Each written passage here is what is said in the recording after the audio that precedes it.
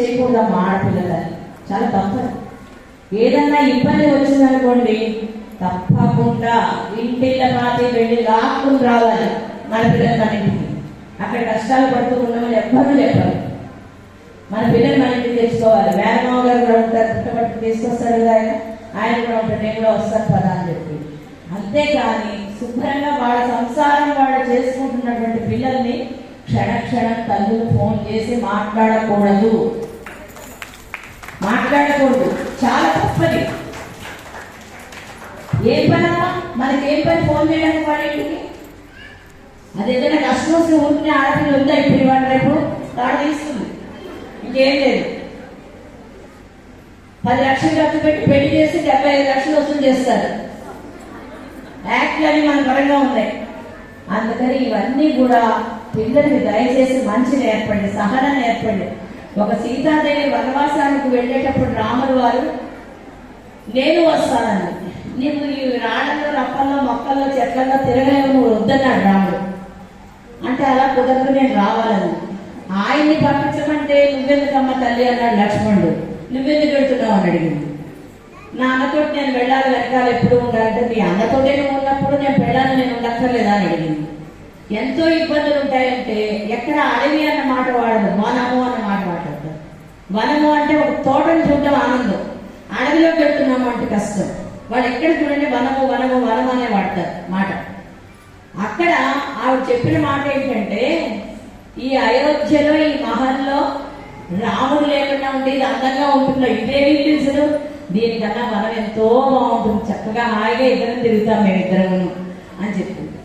వెళ్ళి అంత గొప్ప ఇల్లాలు ఏం చేసింది, అక్కడ కూర్చున్నటువంటి మునులు ఋషుల పత్నులందరినీ కలిసింది. నేను మహల్లో ఉన్నప్పుడు రాముడితో ఎలా ఉండాలో మా అమ్మ నాన్న చెప్పి పంపించారు, కానీ వనంలో ఉన్నప్పుడు ఎలా ఉండాలో నాకు తెలియదు. కొంచెం మీరు ఎప్పటి నుంచో ఈ వనాల్లో ఉన్నారు కనుక మీ భర్తలతో మీరు ఎలా మెలుగుతున్నారో నాకు చెప్పండి అని అడిగింది. ఎంతమంది పిల్లలు అత్తవారింటికి వెళ్ళాక అత్తగారిని అడిగి మీ అబ్బాయికి ఏమి ఇష్టం నేను చేసి పెడతానని అడిగారు? చెప్పండి, అడుగుతున్నారా? లేదు. ఎలా మీకు వాళ్ళకి మధ్యన ఒక బాండింగ్ వస్తుంది, ఎలా వాళ్ళకి మీకు మధ్యన ఒక సహోద్యత వస్తుంది? తల్లిదండ్రులు వెళ్ళిపోతే 3 రోజులే మైలు ఉంటుంది, అత్తమామలు వెళ్ళిపోతే 10 రోజులు ఉంటుంది. గుర్తుపెట్టుకోండి, ఎక్కడ పవర్ ఉందో ఆలోచించుకోండి. వాడు మంచివాడు కాదండి, వాడు మంచివాడు అయితే నేను చూసేదాన్ని అంటారు.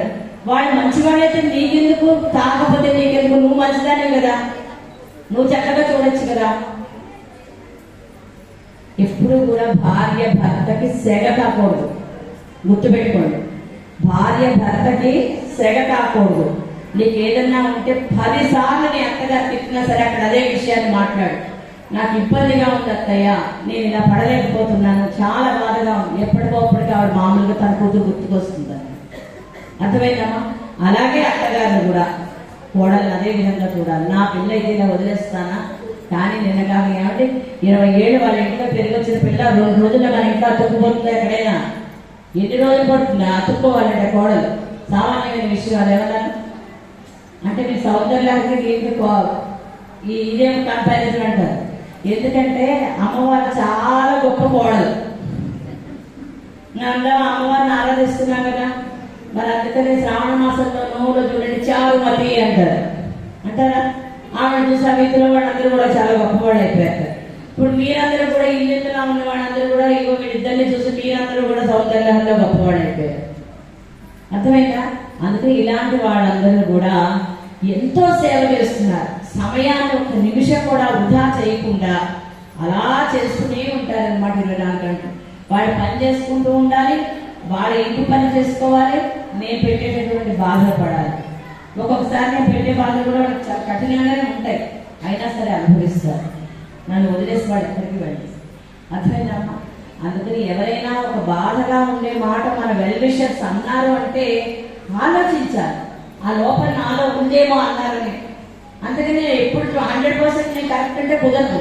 100% ఎందుకు కరెక్ట్ ఉంటాం? ఎవరైనా కరెక్ట్గా ఉన్నాం 100%. నేర్చుకో. ఇక్కడ శ్రీమాత, శ్రీ మహారాజ్ఞి, శ్రీమత్ సింహాసనేశ్వరి, చిరగ్నికుండ సంభూత, దేవకార్య సమర్పిత.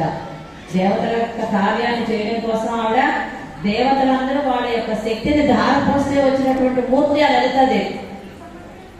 అటువంటి ఆవిడే భండాసురుడితో బోడంత యుద్ధం చేసింది. నువ్వెంత నేనెంత 67, 77, 87 ఉండి వెళ్ళిపోయేవాళ్ళం.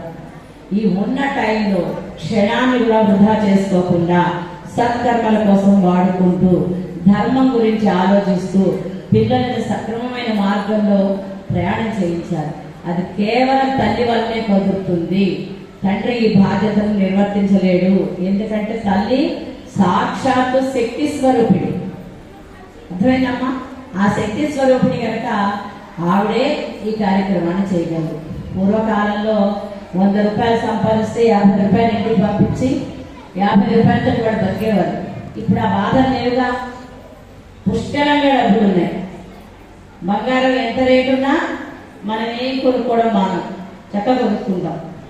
తోటకూర కట్టల దగ్గర అయితే బేరం ఆడతాం. 10కి 4 ఇస్తానంటే 5 ఇవ్వాలి. బంగారం దగ్గర ఎవరు బేరం ఆడరు. బెంజిదారుల దగ్గర ఎవరు బేరం ఆడరు. ఇంకా చాలా ఉన్నాయి వాటి ఎవరి దగ్గర బేరం ఆడరు. తోటకూర వాడి దగ్గర, పువ్వుల వాడి దగ్గర, పండ్ల వాడి దగ్గర ఇలాంటి వాళ్ళందరూ మనకి కనిపిస్తారు. వాడు సరిగ్గా కట్టుకోవడానికి బట్టలు కూడా లేకుండా శరీరం మీద అవేవో కోసుకొచ్చి అమ్ముతూ ఉంటాడు. మళ్ళీ వీళ్ళందరూ దానాలు చేసి సెల్ఫీ పెడతారు. దీన్ని ఏమన్నా చెప్పండి సార్. దానాలు చేసి సెల్ఫీ ఫోటోలు తీసుకుని వాడుతుంటే రోడ్ల మీద పంచిపెట్టాం, ఇక్కడ పంచిపెట్టాం, అక్కడ పంచిపెట్టాం, బ్రెడ్ పంచిపెట్టాం, ఇది పంచిపెట్టాం అని చెప్పి ఫోటోలు పెడతారు. ఇక్కడ ఈ బట్టలు ఒంటి మీద కట్టుకోవడానికి లేనటువంటి వాడి దగ్గర తోటకూర కట్ట బేరమంట వ్యక్తి అక్కడ వాడికి పంచిపెట్టడం వ్యక్తి. ఈ రెండింటికి ఏమైనా సంబంధం అవుతుందా, కుదురుతుందా లేదా మీరు చెప్పండి. ఇవన్నీ మానేయాలి. వీటితో పాటుగా ఈ తగరపు రేకుల్లో ఉండేటటువంటి పసుపు కుంకుమ ప్యాకెట్లు పంచిపెట్టడం మానేయాలి.